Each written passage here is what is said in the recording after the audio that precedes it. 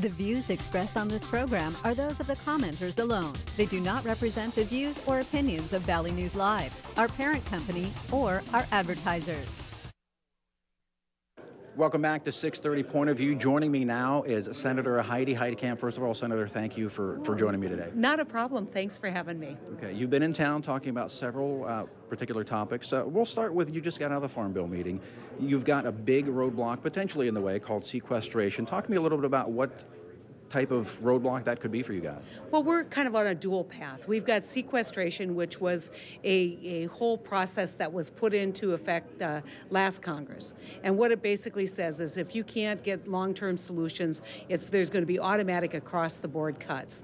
Now, why that's significant in the farm program is that are we going to get cut and then get cut again in the farm program? And so, you know, I said last year it was so critical that we get that farm bill established right on the front end. We didn't see that happen.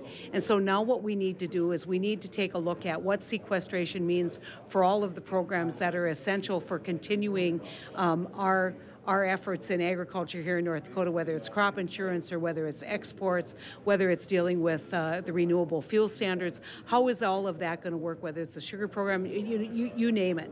And then we need to layer on top of that the Farm Bill. And, you know, we're already a year behind. We're in extension on the Farm Bill. We have an obligation. There has been a farm bill since the beginning of time, pretty much, American agriculture. We have an obligation to guarantee a food supply in this country. The farm bill is critical to that. American agriculture is critical to that. It is the wonderful bright light on the horizon. It's essential to North Dakota. We need to get it done. I think Chairwoman Stabenow is very interested in going to some kind of markup sometime in March, and Senator Hoeven and I will be right there at the table fighting for North Dakota agriculture.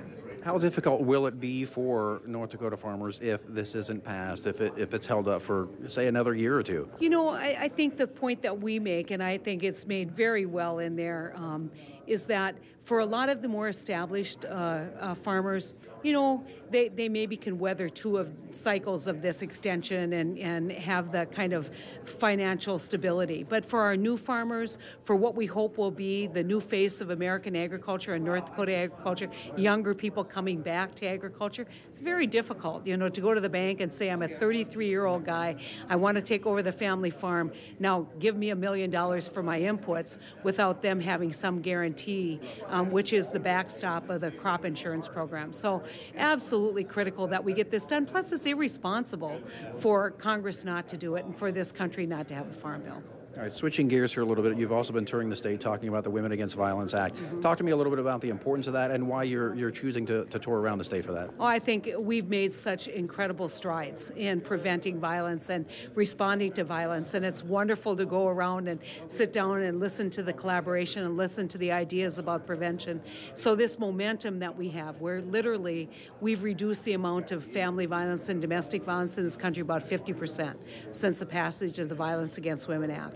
Now we're in this spot where the act needs to be reauthorized. There's provisions of the act that are essential in terms of protecting women across borders, and we haven't gotten that done. Now, I am proud to say my first vote for any piece of legislation in the United States Senate was for the Violence Against Women Act.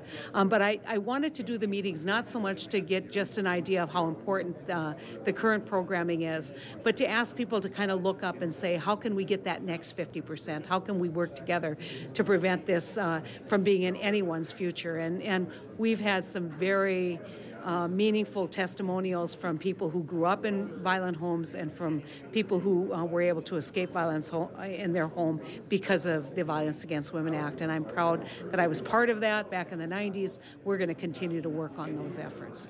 Last question. You're a brand new senator. Has it been what you expected, or is it not even close to what you expected? Well, most people who know me know I'm not a real patient person, you know, it's get the job done. And I've never been a legislator. I will confess that.